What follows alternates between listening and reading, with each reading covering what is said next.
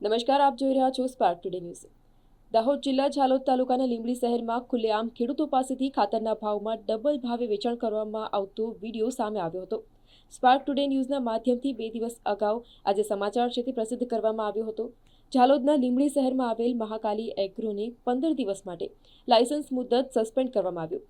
જિલ્લામાં જોવા જઈએ તો ખાતર વિક્રેતાઓ હજી પણ સરકારી નિયમોના પાલન કર્યા વિના મનસ્વી રીતે વેચાણ કરતા હોય તેવો ખેડૂતોમાં ચર્ચાનો માહોલ જોવા મળ્યો છે।